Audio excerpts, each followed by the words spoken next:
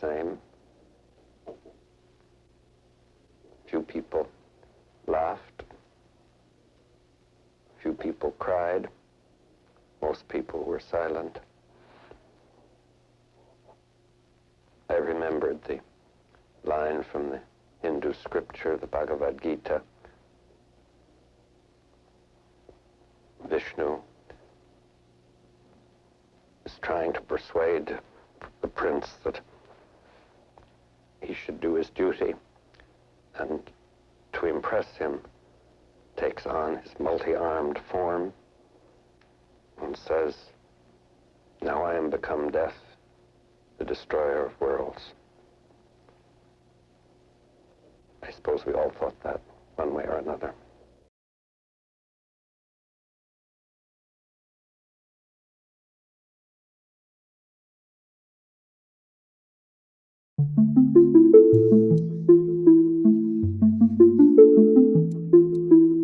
Welcome to the Devil in the Details podcast with your host, Will Nesbitt. Hello, everyone. Welcome to the Devil in the Details podcast, the podcast where I investigate and expose ongoing, unlawful, non-consensual human experimentation on innocent men and women in the U.S. and possibly abroad. I am one of those people victimized by this atrocity, and now I am working hard to restore justice by sharing evidence and information in hopes of prompting a proper investigation. Join me in my fight and help raise awareness by tuning in and sharing this podcast with your family and friends.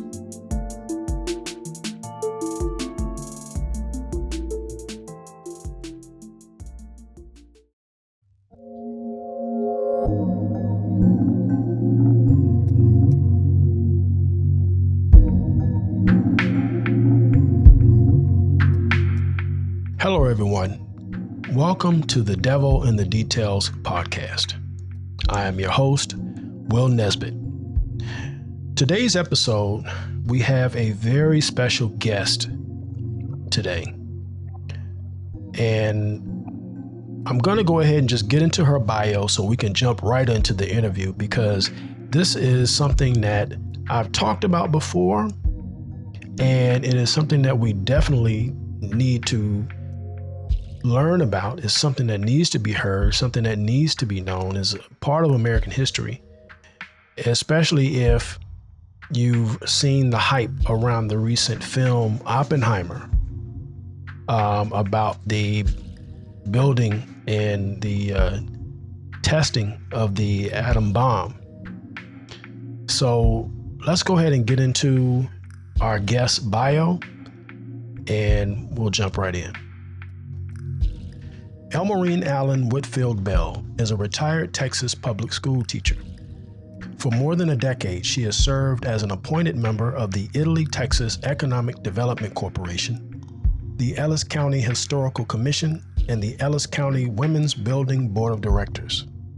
Additionally, she is a member of the Ellis County Genealogical Society, the Stafford School Alumni Association, and is leader of a group called Save St. Mary Cemetery. An avid genealogist and historian, her goal is to chronicle authentic African American history so that it is preserved for future generations.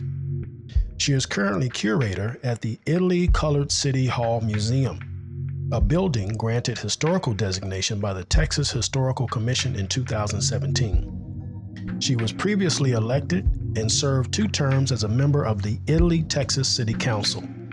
She is a Christian with active membership at Mount Gilead Missionary Baptist Church. In 1992, after the revelation that her late father, Elmer Allen, was the victim of one of the United States government's sponsored secret medical experiments during the Cold War, Elmerine Allen Whitfield Bell worked tirelessly to give a voice to the 17 victims of the plutonium project. These men, women, and a 3-year-old child all died without knowing they were duped by scientists from the United States Department of Energy and its predecessors.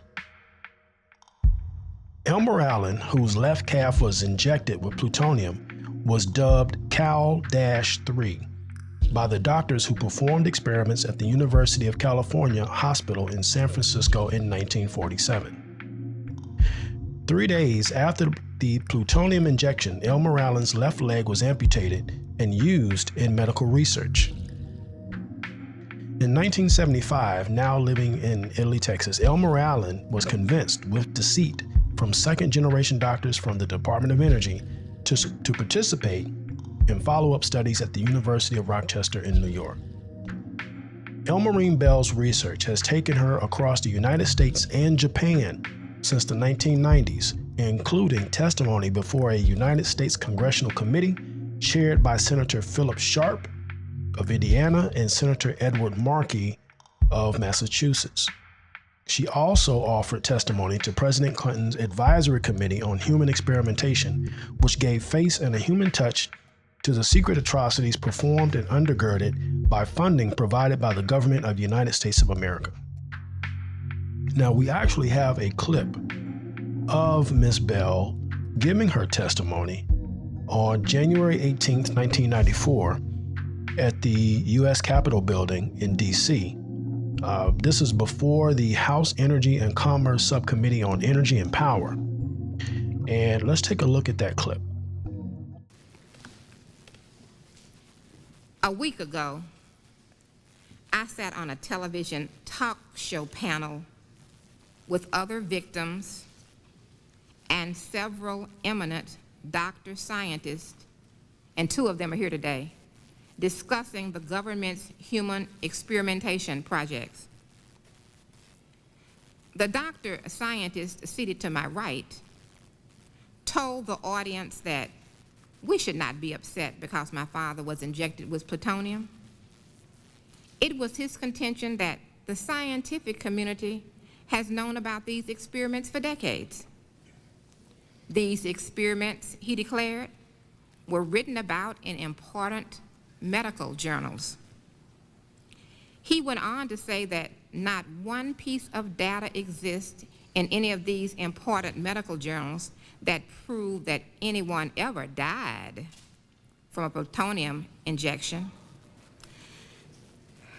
This doctor told the gathered crowd that a vast amount of medical technology has been gained from studying the human plutonium test subjects, and the findings from these studies have been published in these same medical journals for years. He went on to identify several medically known cancer research projects that were successful as a direct result of the human plutonium experiments. He said, Mrs. Whitfield's father should be considered a hero. A hero? Was Elmer Allen a hero to his wife, who had to bear the burden of providing for him and her 2 little children because her husband, an amputee, was unable to continue his railroad porter job? Was he a hero when they had to move the family from Northern California to Central Texas in order to live rent-free in a house that belonged to her mother? Was he a hero when he was unable to keep a job as a shoe repairman because the 45-minute drive into the nearest city could not be continued when in the early 1950s, he began suffering epileptic-type seizures?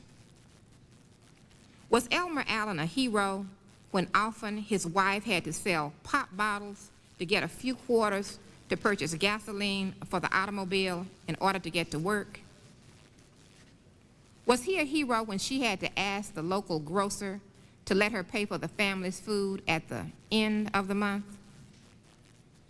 Was he a hero when there was no fuel oil in the tank to heat the house and she had to borrow and take gifts of money from her parents, brother, aunts, and uncles?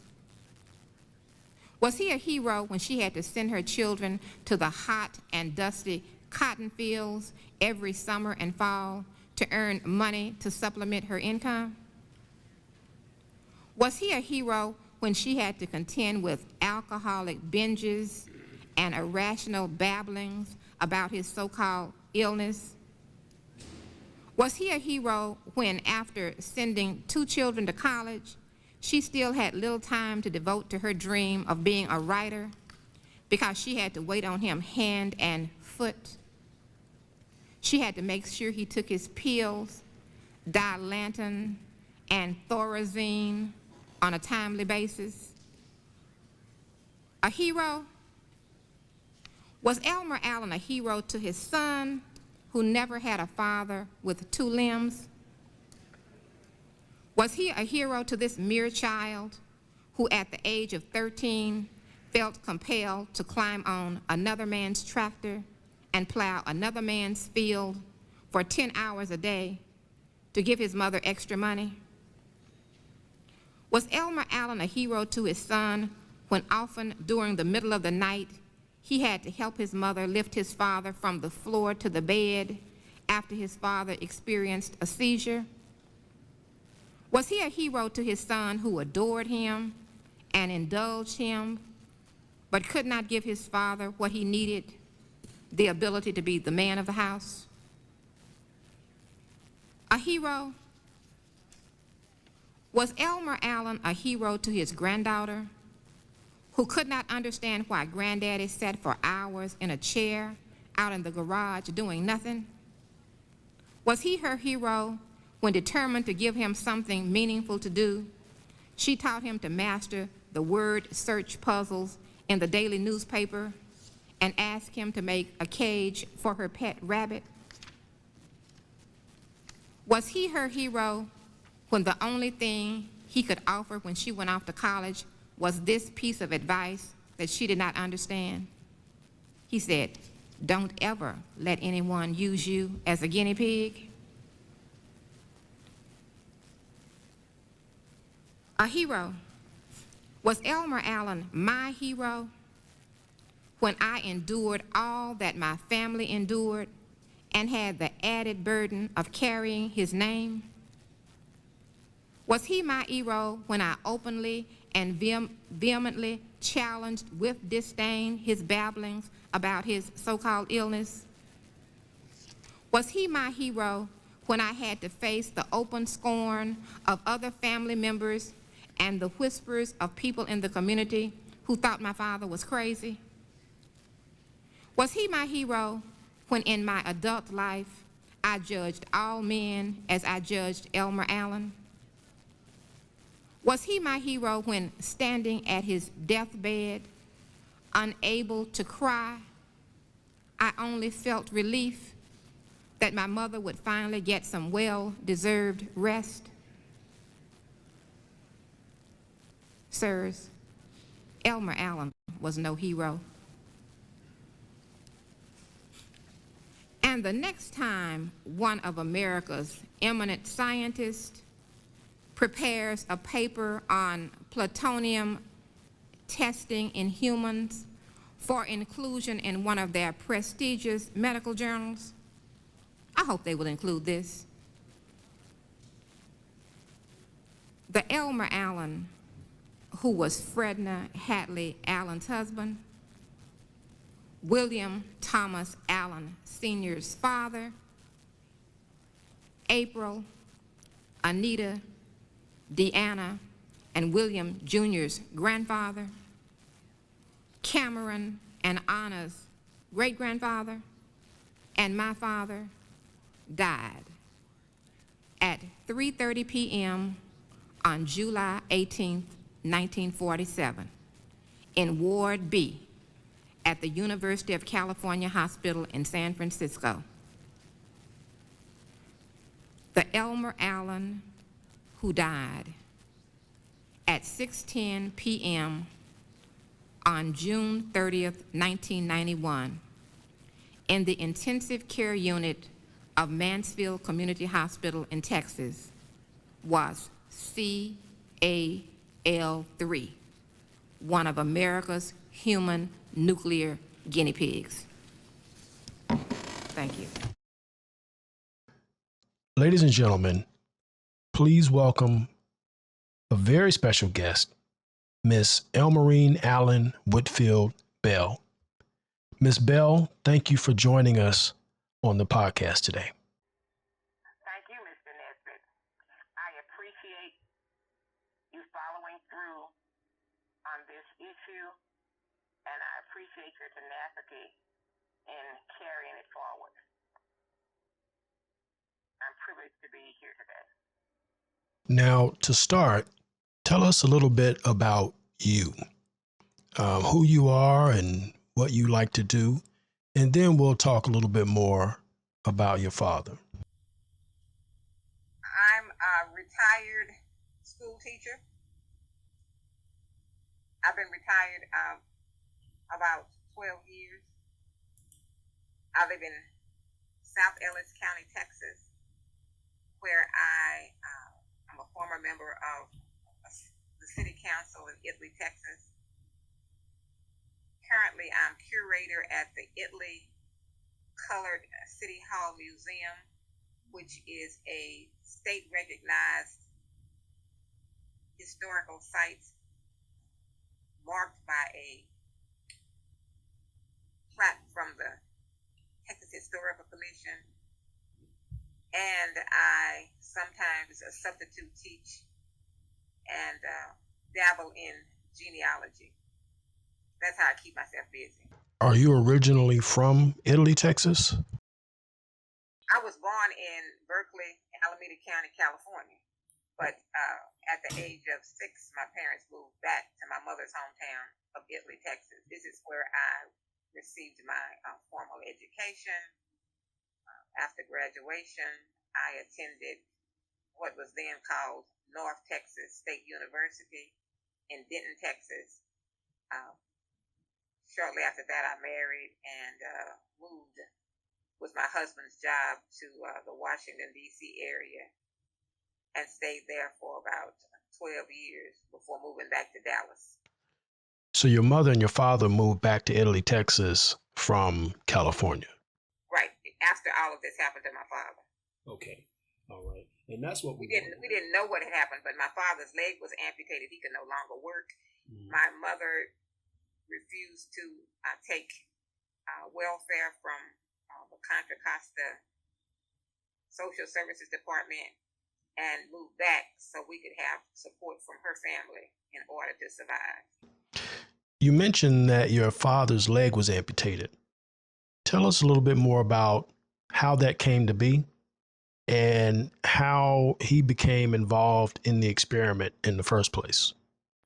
Well, my father was a member of the Brotherhood of Sleeping Car Porters. He was a Pullman porter. Mm-hmm. And you know the organization. Yes. The first unionized group of Black men. He had gained employment with the Pullman company around 1940. His first job was a trip on the train from San Francisco to El Paso. But after I was born, he was traveling from San Francisco to Chicago. In 1946,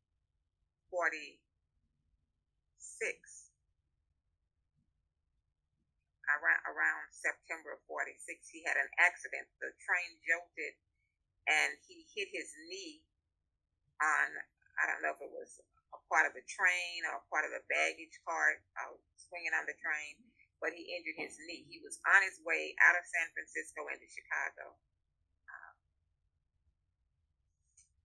He didn't get any treatment for the knee from a doctor until he got back to San Francisco. I think the runs were 3 to 5 days. But he didn't get any medical treatment until he got back to San Francisco.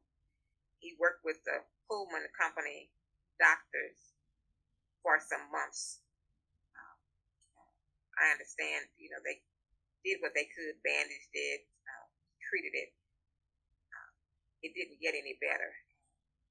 And then they suspended him put him on leave. And he went to a private doctor, and that doctor treated him until he ran out of money. We're not sure who recommended him to the University of California, San Francisco, but somehow he got into that hospital as a charity patient. And it was at that time that we know now that he was chosen for this experiment. What happened during the experiment? What did they do to him to cause his leg to be amputated? The doctors told him, from records that we have, they told him that he had a bone sarcoma. They said in their opinion, the sarcoma was infectious, and it was a serious bone cancer. They performed a biopsy, and from that examination, they pulled out some material and said that it was indeed bone cancer. And they told him his left leg would have to be amputated. Now, it's not clear how these folk who were running the experiment found out about my dad, but Joseph Hamilton, who was an associate of Robert Oppenheimer, learned about my dad, and there were some veteran scientists working in the radiology department at UCSF. They were Robert Stone was one, Earl Miller, and Bertrand Lobier. Bertrand Lobier was actually in the room when they injected the plutonium into my dad's leg, into his calf. So they did not immediately schedule him for surgery. And Ray Mullen was one of Elmer Allen's primary physicians. And he wrote on the medical chart that I'm looking at right now that the amputation would be postponed until Monday. I don't know how far away Monday was, but it said it would be postponed until Monday. In order to have a radioactive tracer substance uptake done. And what that is, what we know now, they were preparing the plutonium. That was the radioactive tracer. It was plutonium.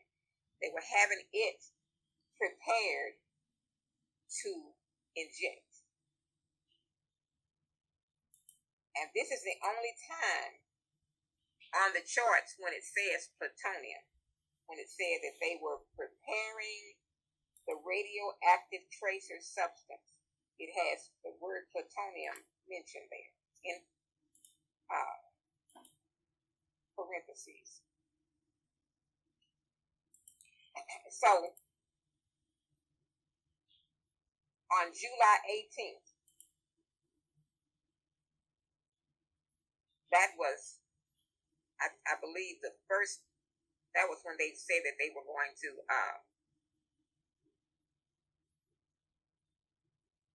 do the amputation, but they didn't do the amputation that day. On July 18th, 1947, Bertram Lobier and several other doctors and one nurse went into the room and gathered around my dad's bed. And according to a lengthy note that was apparently written in Bertrand Lobier's handwriting, Elmer Allen was told the following. I'm going to read from this note. It says, the experimental nature of the intramuscular injection of the radioactive tracer sample was explained to the patient, who agreed to the procedure. The patient was fully oriented and in sane mind. doesn't say what the radioactive material was. And with my dad's limited education, if they had even told him it was plutonium, he wouldn't have known what it was. But he had a cast on his leg at the time. They split down the side of the cast and removed it. But let me backtrack. On this note, a nurse signed the note. After they supposedly read this to my dad, a nurse signed the note. Now, we have evidence that when my dad was taken into the hospital, when he was admitted as a patient, he signed the papers. When they wanted to do a biopsy, he signed the papers. And several other things that happened at UCSF, he signed the papers. But this particular note, he was supposed to be in his sane mind and in the room.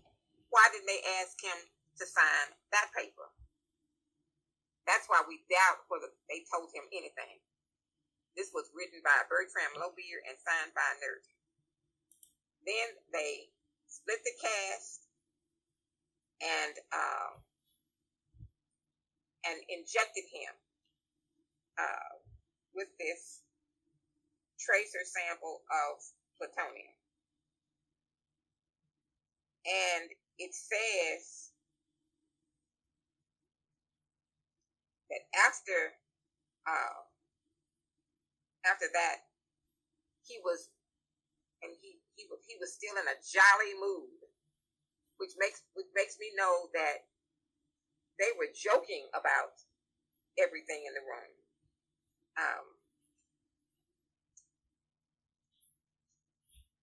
And they said he had no pain nor discomfort. Those are also notes that are on this medical chart. Now you have the actual medical charts that were documented during your father's participation in the experiments. Is that what you're reading to us now? Are you reading from the actual documentation? Well, when the Albuquerque Tribune, that was a Freedom of Information Act request filed by the Albuquerque Tribune newspaper in order for us to get these records. And then when the reporter Eileen Wilson started gathering more and more information and the press got involved, the government said that they would release these documents. And my lawyers were able to get all of the medical records from the University of California, San Francisco, associated with this experiment. And I believe they got all of the records for the 18 patients that were in this plutonium study. You mentioned that they told your father that he had a sarcoma. Was that real? Did he actually have that, or was that just a lie that they told him to conceal what they were actually doing with injecting him with the plutonium? Well, my mother was also my mother recalls being in some of those conferences, and in 1947, I was about 3 years old. My brother was a few months old, and even the word cancer was devastating. My mother had friends who had cancer, and when she said they have cancer, she would whisper it like it was a foreign, a bad word, a curse word. So I can imagine how afraid they were. And my mother said she was so afraid of what was going to happen because she didn't know anybody who had been diagnosed with cancer who had survived. So I'm sure my dad felt the same way.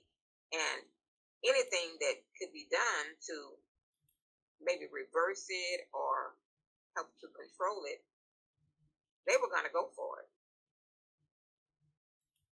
So, but evidently my dad was misdiagnosed because with the type of bone sarcoma that he had, there was no record of anybody living more than 5 years. My dad lived from 1947 to 1991. So evidently he did not have bone cancer. It's amazing the lengths that these so-called professionals went through and the means that they used to achieve their own ends, regardless of this life, this person, this human that was in front of them. That is true because they traced my dad from 1947 till he died in 1991. Every year, the little doctor here in Italy, Texas, his name was Dr. A.O. Dykes. We have notes on records from UCSF. They wrote every year to find out if Elmer Allen is still alive. They would just say, "Is this man still alive?" That went on until for 25 years. Patricia Durbin, who was a scientist at Lawrence Livermore Laboratories in California, who was a former student of Oppenheimer and Hamilton, decided that she wanted to do some follow-up studies on this plutonium project and its, I'm saying, victims. She found out at the time that 4 of the people were still alive. She also asked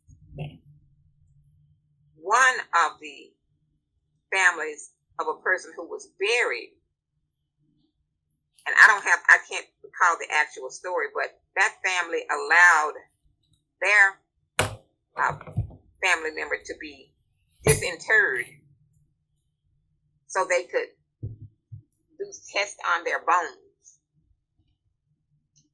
They convinced my mother and dad to travel to Strong Memorial Hospital in Rochester, New York, for what they call metabolism tests. They wrote the doctor here in Italy. They didn't write my parents directly. They wrote him and asked him if he would convince them to come. And my mother recalls a meeting with Dr. Dykes and asking his opinion. And I'm sure he didn't know any better. But he didn't see anything wrong with them going because they had convinced Dr. Dykes that my dad was some type of medical miracle who had had bone cancer and survived for 25 years. And when my parents said that they would come, my dad refused to fly. So they boarded a train in Fort Worth, Texas. And I have the itinerary, if you want a copy of that, that was sent to them by Argonne National Laboratories in Chicago. But they said, since you're coming on the train and you're going to come through Chicago, would you mind stopping at the labs here? Because we'd like to do some tests here on Elmer Allen. So when they got to Chicago, they arranged to take my mother sightseeing while they took my dad to the lab. And I have results from the tests that they took there. They knew that they saw evidence of the bones in my dad's chest cavity deteriorating at that time. They traveled on to Strong Memorial Hospital in Rochester, where they put my mother up in a hotel, and they told my dad he was going to be there for 2 weeks. And they told him that he could have anything that he wanted to eat, breakfast, lunch, and dinner. The only codicil of that was that he would have to eat that same food, the same menu every day, which we know was stabilizing his body so that they could have accurate results. His doctor there in charge of all of this was Dr. Christine Waterhouse. They collected his urine and feces every day. Records that I have show how they placed those items, the urine and feces, in mason jars, how they put them in crates and packed them so they would not break, because they were sending them back to Lawrence Livermore Labs in California.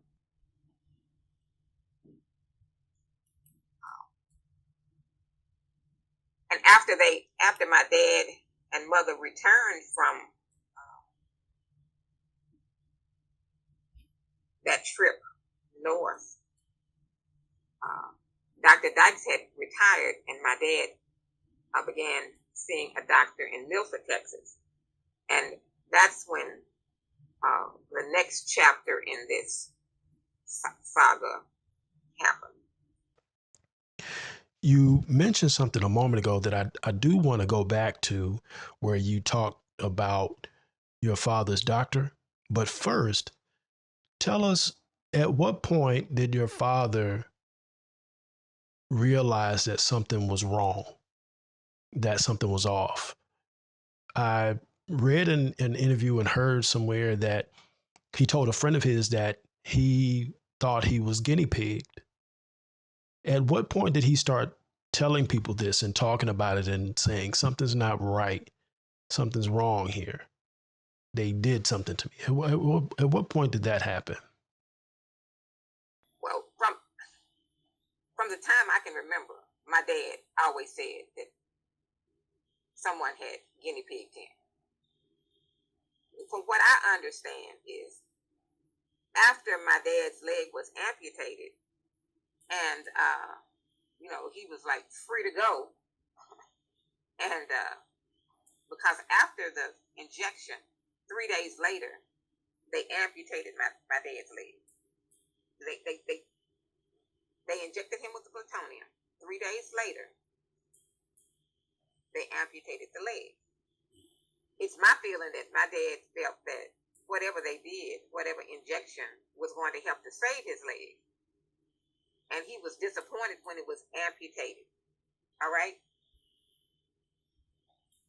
Because from the time we had to move back to Texas, I was about 6 years old. I recall my dad always not trusting doctors, not even with my daughter, when she went off to college, my dad was still telling, be careful when you go to the doctor. Don't let anybody have you sign any papers or anything like that. And be careful what you let doctors, be careful of the tests they run on you and all of this. I remember my dad being an alcoholic. I mean, it was like a weekly thing. And usually when he would speak on this subject, he would be inebriated. So the folk in my family, we came back to my mother's hometown. My mother's folk didn't have high regard for my dad. I think they really thought she married down, and down. When I say down, I mean she didn't marry anybody on her same level. And that was because my dad's alcohol problem, and he couldn't find gainful employment. We know in the South, black men in this town, it was cotton capital of Texas. As a matter of fact, in Ellis County, they produced more cotton than any other county in Texas. So this was cotton fields. My dad didn't want to come back here. My mom didn't want to come back here. But my dad had never lived here. He had grown up west of Italy. But anyway, they didn't want to come back here. And we were forced to come back, and we took over my grandmother's house. And we lived there until I graduated high school. He was never happy, but he always said, be careful what you let doctors do to you. And he would always talk about young doctors. He said that the doctors that were taking care of him at UCSF were young doctors. I know that was interns and people probably in medical school. So he didn't trust them.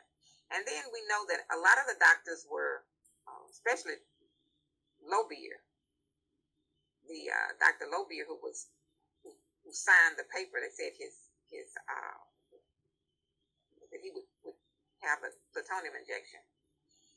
Dr. Lobier was one of those German scientists that the United States brought here after the war to help them develop the bomb and whatever they needed to do to combat their enemies that the United States thought they had. And when you hear them speak, a lot of times you don't understand what they're saying. My dad said from day one that he knew something had been done to him, but nobody believed him. A man with a 8th grade education, African American, with a very short track record, because he'd been a Pullman porter for about 7 years. But you can read about Pullman porters, and you knew that was called gainfully employed back in that time. And he thought he had it made. My dad traveled to Chicago. He had a sister and brother that lived in Chicago, and they were making it. My aunt, which is my dad's sister that's younger than him, but closest to him, she wrote poetry, and I have a picture of my dad on one of those trips to Chicago. On their layover, they would go out to the club. They're in a club called Club de Lis, and my dad, my aunt are sitting at the table with Langston Hughes. Really? Yes, and I did not know that was Langston Hughes until after my dad died. We'd always had the picture, but I didn't know who he was until my aunt came. My aunt came to visit one time, and she said, "Oh, I intended to get you to make me a copy of that picture of me with Langston." And I said, "Langston who?" But it's actually Langston Hughes. I have the photo right now, and I share everything I have. I share all my pictures. I share everything, and I encourage all of us, especially African Americans, to share what we have, because our history has not been recorded, and the Anglos who run this country don't want to give us credit for anything if it's not written down. But how can it be written down when back in the day a lot of folks didn't know how to write, and Anglos were not trying to record our history? And I don't want to get off of this, but my dad had a good life before this happened to him, and had plans for his family to live in California and matriculate there, and he was devastated to have to come back home. But my mother refused to take welfare, and I have evidence of that, where when their money ran out, and she was referred to the Contra Costa County Social Services Department, and she said, "I won't do that because I can go back home, and I have relatives who will help us until we get ourselves on our feet." And that's what they did.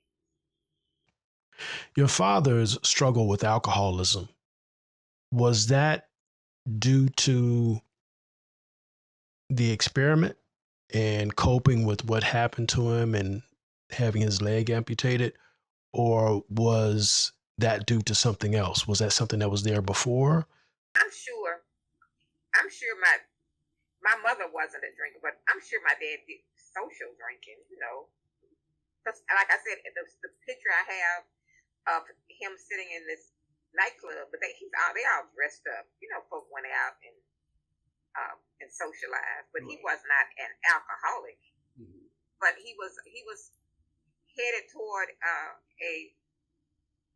I guess you would call him a lower middle class person at that time, because he had a salary from the Pullman company, and he used to always joke about how he could make more in tips than his salary, because he knew how to handle the customers that he had on his train, and they tipped him well for what he did. They went in those Pullman rooms and made their beds at night. They shined their shoes and steamed their clothes and things like that. And if you had to tell them what they wanted to hear, my dad did it because they tipped him well. How did your mother cope with everything that was happening? How did she deal with all of this? Because I know that your father, he was devastated knowing something was happening to him and not really having anyone believe him or understand what he was going through.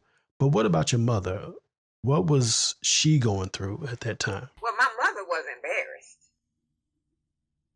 It was like, that's just making me seem like I was such a fool. Let me tell you a little bit about my mother. Okay. My mother grew up in Italy, Texas, the town in which I live now. She was born here. She grew up here. There was not a high school. The school only went to 10th grade.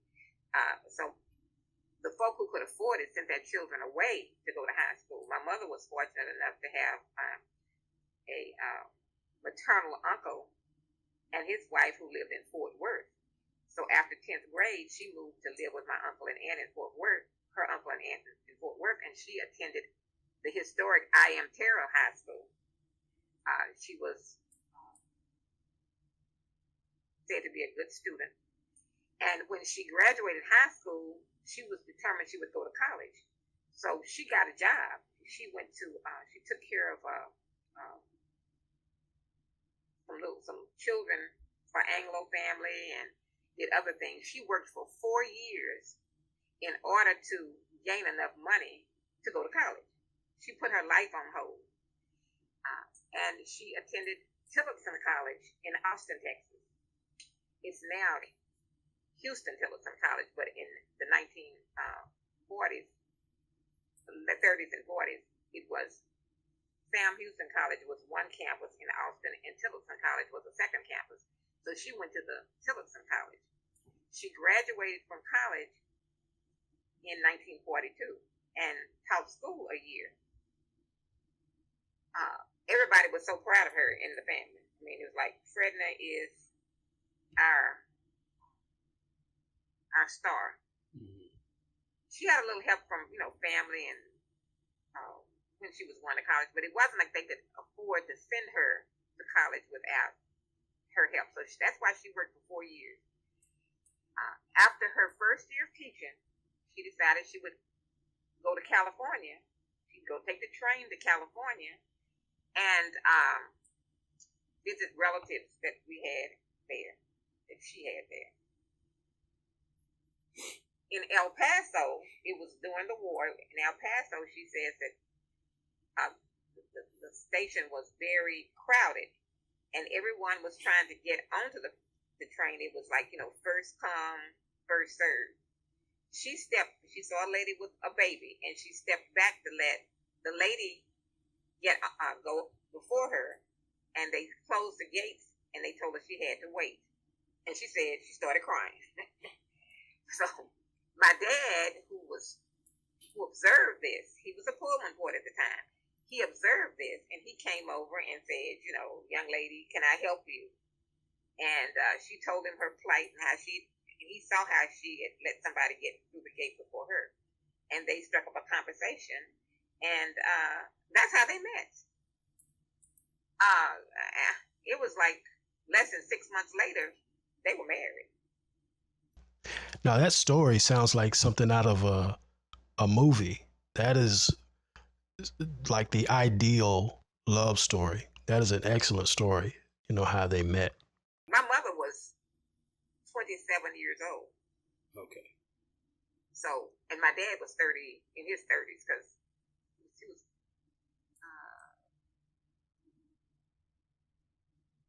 my dad was 5 years older than my mother. So my mother was 27, my dad was 32. Mm-hmm. Neither one of them had any children. My dad had been married once before, no children, but my mother had never been married. So it was an instant connection. Mm-hmm. It was like the Cinderella story. My mother loved to tell the story. Yeah. But my mother was considered, she thought she was really smart. I mean, she was smart, but the revelation in 1991, when this was revealed that all of these things happened to my dad, my mother was devastated because she said she should have known better. She should have, with her being the more educated than my father, she should have seen the signs that it was a conspiracy and not allowed it to happen. But we know now, even in 2024, that if the government wants to do something to you, they can do it. There's nothing that you can do with that. I mean, they have ways of invading your privacy even today if you're not aware. And sometimes you can't do anything about it anyway. And that's what we tried to tell my mother when this was revealed. But she was never the same after this incident this tragedy was revealed to her. But back to how did she cope? Okay. We came back to Texas. My dad went to Goodwill Industries in Dallas, and they hired him to repair shoes. I mean, that's why he drank. I mean, it was like, he didn't want to do that. But what else could he do? With the leg amputated thigh high. He had a prosthesis that he wore, but still he couldn't do much. He did some carpentry work, and he tried to work in the fields and all of that, but he was just devastated because he had seen a different life. He said a different lifestyle. He had made it from Texas to California. He had found gainful employment. My mother had a camera, and a lot of our childhood from infancy until we came back to Texas is documented on all the pictures she took. And we knew, we had birthday parties. When my mother made us cakes, we have a picture with my mother made my brother a cake that looked like a carousel with the little horses and all that on it. And my mother was gifted on creating things. My brother had a stroller. I had a tricycle, and it was like we had things that kids today have. And this was in the 1940s. We didn't have a home. We lived in an apartment, but my mother, I have a picture of my mother in a club that she belonged to. I don't know the name of the club, and I don't know if this was a club that consisted of women who were wives of Pullman porters, but I have a picture on a wall in my house right now of that group of ladies. And they were upper echelon Black folks. And they had to fall back. My mother worked in Forreston, Texas, because when we first came back here, my grandfather had passed away, but my grandmother owned a country store. It had a gas pump out front. But my dad didn't get along with my grandmother or her sister who lived down the street. And my grandmother just said, y'all can take over the store. As a matter of fact, she married again. and moved to Fort Worth and left us down here in her house with everything. It didn't work out. It didn't work out. My grandmother ended up leasing the store to someone else, and my mother got a job teaching school. She was wanted to teach. She could have taught here in Italy, but my dad acted up so. He would just drive erratic. He'd get drunk and drive erratically. I remember he ran into a railroad crossing sign. He just did that. So when my mother went to interview in Italy, they would not hire her, even though she grew up here and she knew some of the folks that were on the board. They would not hire her because of my dad's actions. But so she went to 5 miles up the highway and taught in Forreston, Texas. Eventually, she did come back to Italy to work, but it was like some years later. But she was devastated. But my mother never complained. She never blamed my dad. She was of another cut. I lived my life trying to be the opposite of my mother, so I know it affected me. Because my first husband used to tell me when I would go on to get into myself, he would say, "I'm not your dad," because I did not like my dad. I did not like him at all, and when he died, I did not like him. I did not understand what happened until after this was revealed, and I started doing research. And I feel really bad about how I treated my dad because I did not understand. I did not like my dad because the only thing I remember is how difficult he made my mother's life. Now I know he was struggling because nobody believed what he was saying. His alcoholism was based on the fact that nobody believed that he knew that he had been harmed in some way, and his ability to function was taken away when they amputated his leg. He knew that he had been wrong. He said he would never go to a young doctor because he said when this happened, the doctors were running in and out of his room. But when you think about it, plutonium was something that they all knew was harmful. Plutonium was what they put into the atomic bomb. And to see that injected into a person, I'm sure those interns were very excited. And that probably made my dad know that something was up. Something was happening that was different or strange. And he said those young doctors didn't know what they were doing.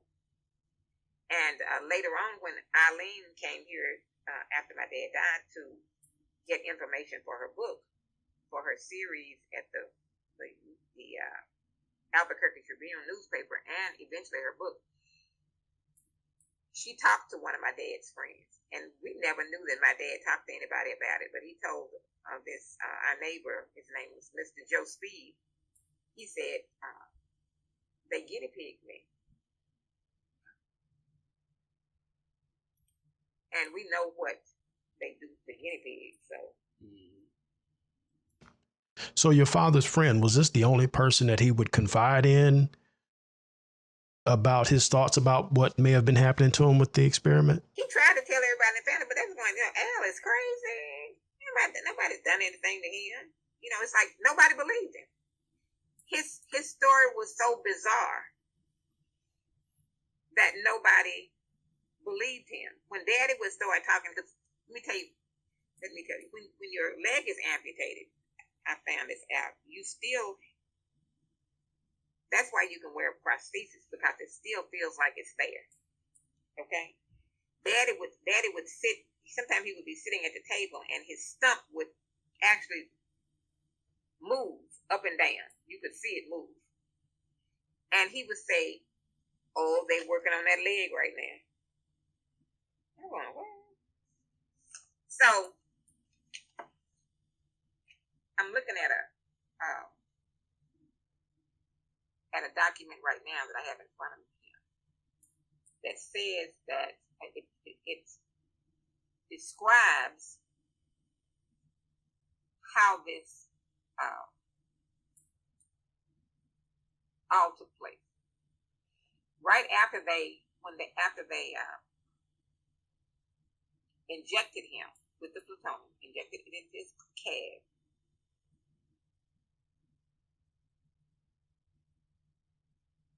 Three days later, they took him to surgery.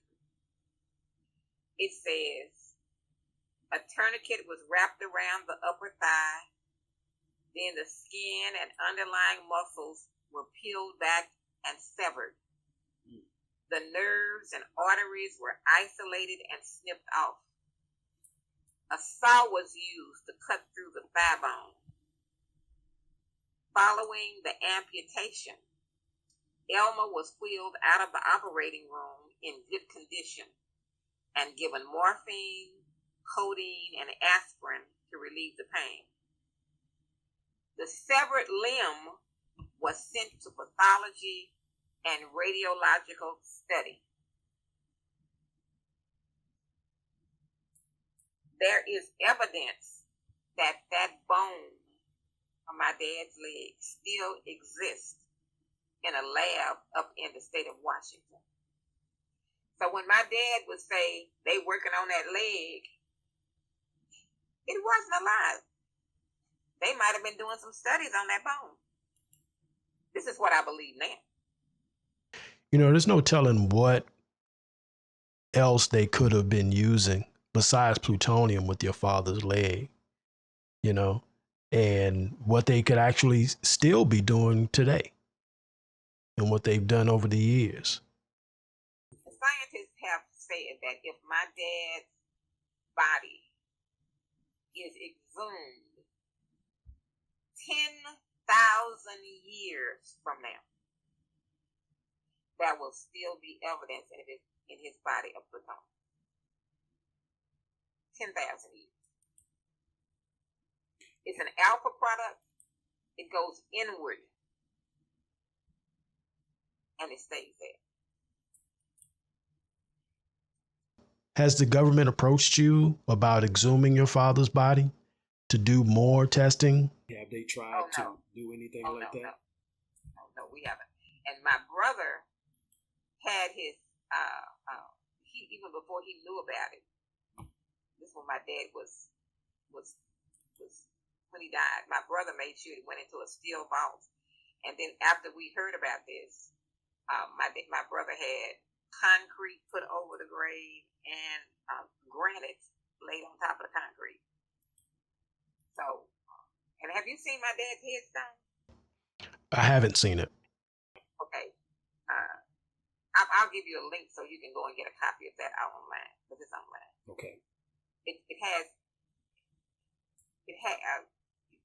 my brother designed it because it is our contention that my dad Elmer Allen actually died on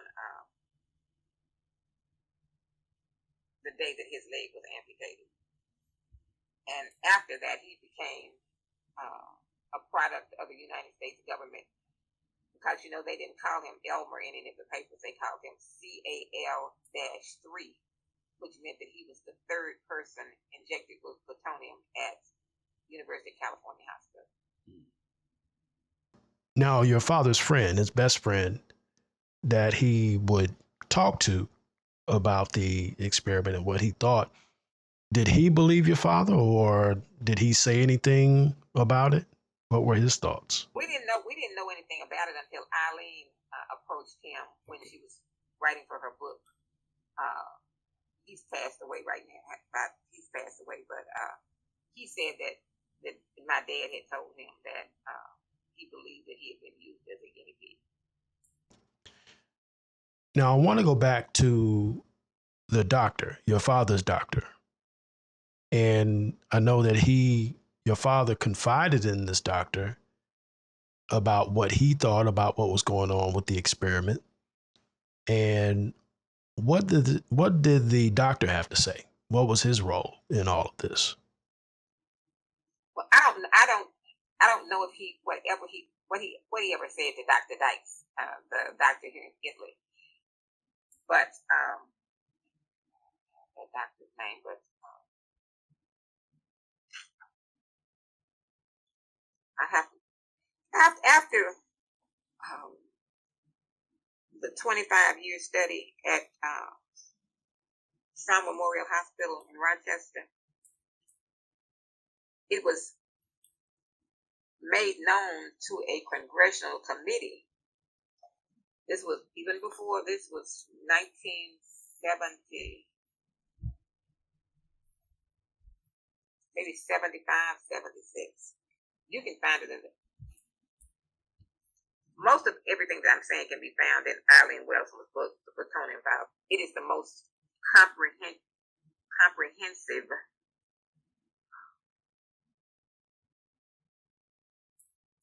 story of all of this. It's in this book called The Plutonium Files. But in 1976, somebody in Congress or in the Energy Department let it be known to Congressman Edward Markey. And Markey, I believe, is a senator, if he's not retired, a senator from Massachusetts. Now, he was a congressman. And he knows a lot about this study. He brought it forth to his fellow congressman on the energy, on this energy committee. It wasn't called the Department of Energy back in the day. It was called something else. But he was assigned to this panel, and they discussed it.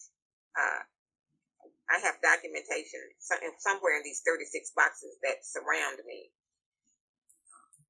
It's where they discussed it in Washington, D.C., and it was said that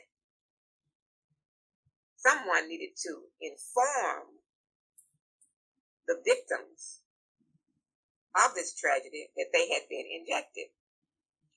Especially, they needed to find the 4 people who were still alive. They needed to not find them, go to them, because they knew who they were, because they had all been called to Rochester for metabolism tests. They needed to go and tell them that they had been injected with plutonium. Well, in my dad's case, let's see if I can find the names of those folks. Got so many documents. But,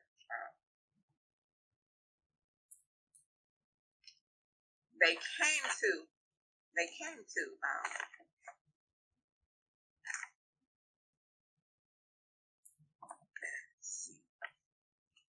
give me a second. I'm trying to find these doctors' names. They were ordered to come and tell the victims that they had been injected with plutonium.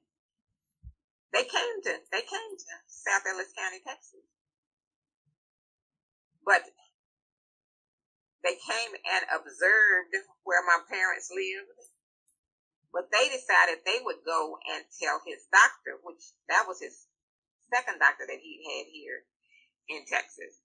They'd go and tell him. Now, this man was not even a medical, well, he was not an MD. I think he was a DO. And they went to tell him, and the conversation that they had, that they recorded when they got back and wrote down their findings, was like the doctor thought it was a joke, and they told him to tell my dad. I know he didn't tell my dad. It was a joke when the scientists were talking to the doctors, then it was a joke when the man talked to my dad. But I know that my dad went to his grave not knowing what actually happened to him. After my dad changed doctors, he went up to the county seat to Waxahachie, and he was being seen by a doctor called David Williams, a very highly regarded doctor in our county. And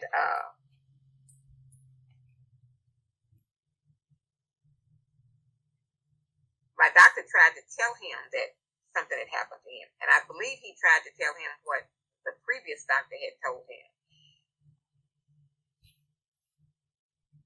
But Dr. Williams himself said he did not know whether he would believe my dad or not. He didn't believe Elmer. And for some reason, he thought my daddy was paranoid. And my dad had had seizures for as long as I could remember. So his records from Dr. Williams says that he was a paranoid schizophrenic. And that's what's most hurting about it, because he was given Dilantin and that really strong medication to combat the schizophrenia. And I know it had to have affected his last years. Dr. Williams said that my dad was an emotional cripple because he had lost his limb, and it was all because he never accepted the fact that he lost his limb, and he was paranoid. Now, is this the same doctor that was in communication with the Department of Energy and sharing your father's medical records and charts with them, feeding them that information? Well, like I said, every year for the first 25 years, the letter came from University of California, San Francisco Hospital to Dr. Dykes in Italy. And they asked only thing they asked was he's still alive and how his health was. It was like 1, 2, 3 questions. But in Dr. Williams' file, we found, after my dad died, we found a letter from Argonne National Laboratories in Chicago, which said, if this man should become terminal at any time, please call this particular number. And I can send you a copy of this. It said, call this number because we'll be interested in knowing this. And we know that they wanted to know that so that they could try to retrieve his body parts. And I will share that. If you want a copy of that letter, I can send that to you as well. Yes, please do share that information. I would love to have that. You know, it's amazing because, you know, it's one thing to hear interviews and to read articles and different books about these experiments, but to hear you talk about it and give your account of what you actually saw, actually being there with your father to see what he experienced, and to hear you tell it, you know, in the way that you do, you tell it so well, that really drives everything home and helps me to understand and appreciate what he was going through, because I can relate to it, you know, through my own story. So this gives me a fuller picture of what actually happened with your dad. That is why I'm so happy that you're sharing your story. That is why I didn't ask you. You know, I didn't ask you a lot of questions. I didn't quiz you on a lot of your background. I believe you. I believe what you're saying simply because nobody believed my dad. And going through our history, my history of my family, our history as African Americans, I know that we need to share more of our experiences. I don't know if you're much younger than I, probably young enough to be my child, but I know during my lifetime, and your mother might tell you this, but our parents did not share a lot of the hardships with us. They protected us. They did not want us to know what they had been through. But as I do research, when I find things that happen to people who are older than I, it is my responsibility to expose the demons in those acts, because it's very important that we know it.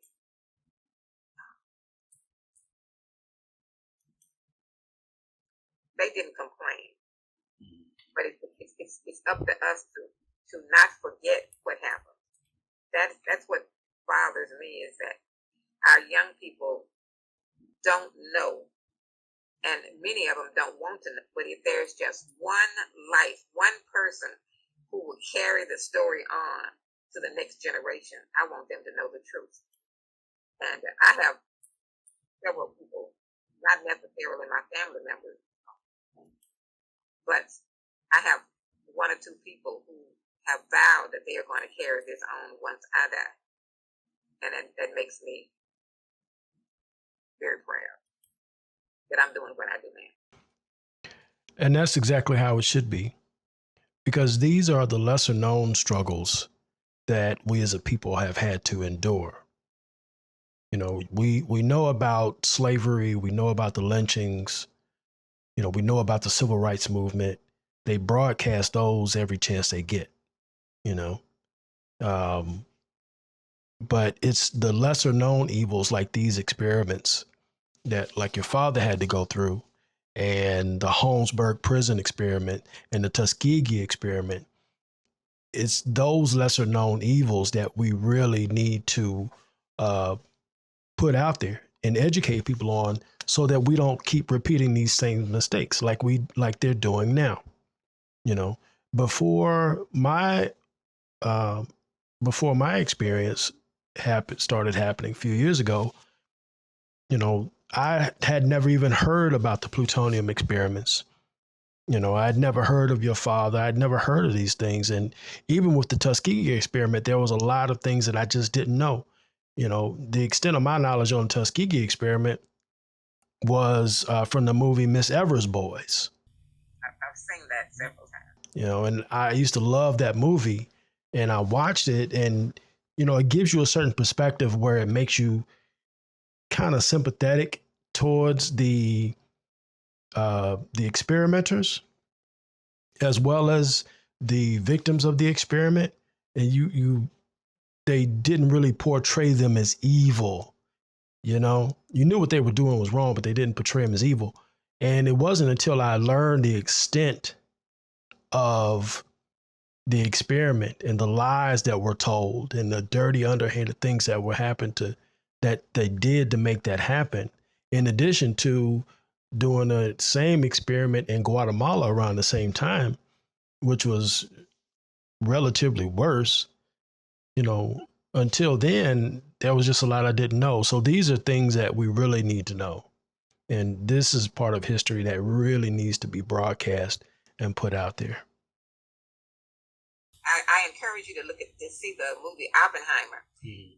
This is what I feel the scientists believe, and they did believe this, because when we found out about this experiment, it had been documented in medical journals for years.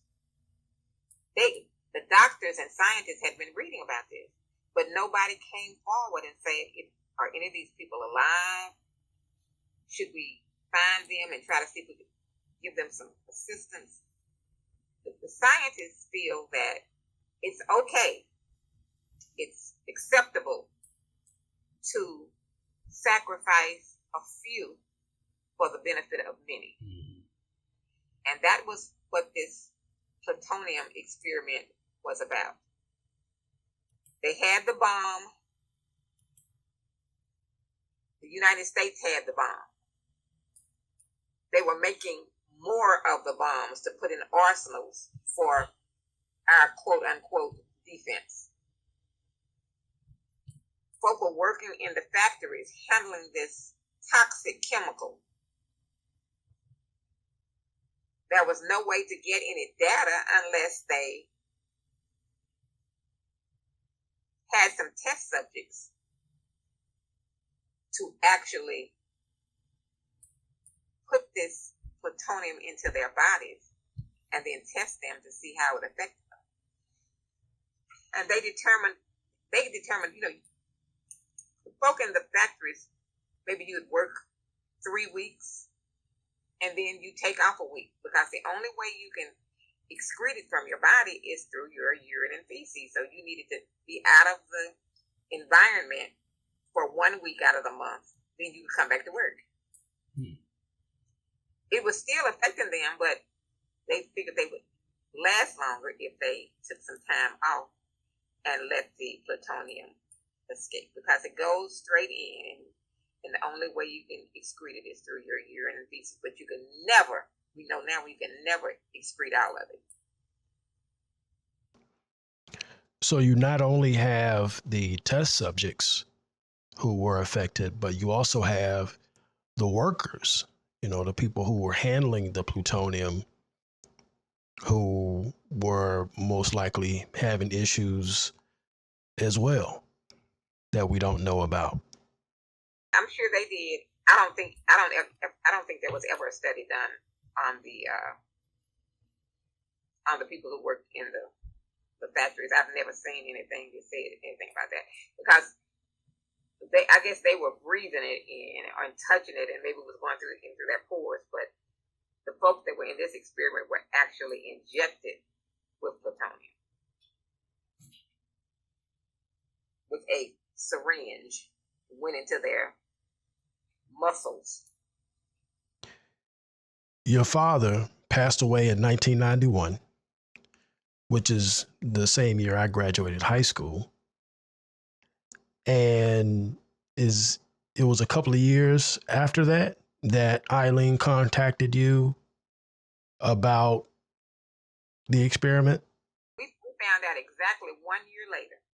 It was July of 1992 when we found out that when Eileen called, you know her story, right? And she had, Eileen had come across a sentence in one of the documents that said that Elmer Allen's doctor in Italy, Texas, had been contacted. So she said to herself, Italy, Texas, it's got to be a little town. So she said she picked up the phone and she called the Italy City Hall. She didn't know my dad's name, but she knew he was African American. She knew his age. She knew his left leg had been amputated. So she said, I'm looking for a man. I don't know his name, but he's African American. He should be about 80 years old. And his left leg is amputated. And she said the lady stopped her in mid-sentence. And she said, I know who that is. That's Elmer Allen. He died last year. But do you want his wife's telephone number? And that it happened just like that. That she had contact with my mother. But she said she'd handled those papers for 4 or 5 years before that sentence popped after her. That would be her key to trying to find out the names of the victims of the Manhattan Project. And she actually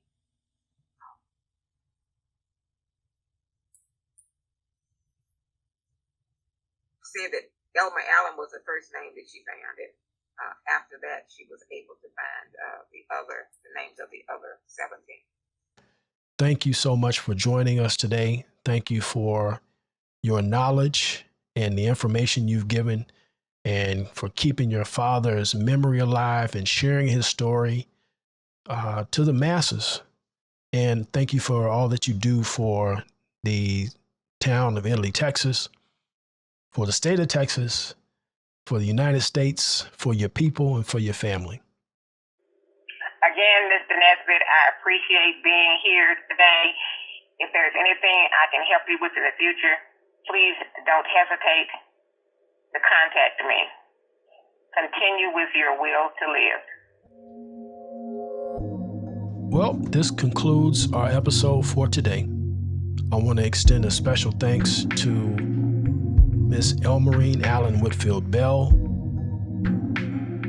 Be sure to stay tuned for the next episode coming soon. And please remember to go and sign and share my petition at change.org. That link is change.org/will to live.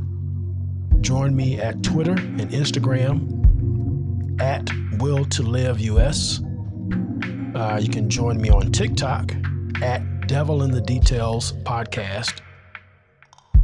Also, you can listen to the podcast on Spotify and YouTube. You can find the Devil in the Details podcast there at Will to Live US is the name for both of those. Or you can search for Devil in the Details podcast. And also coming soon to Patreon. I'm going to be on there pretty soon and get ready for that.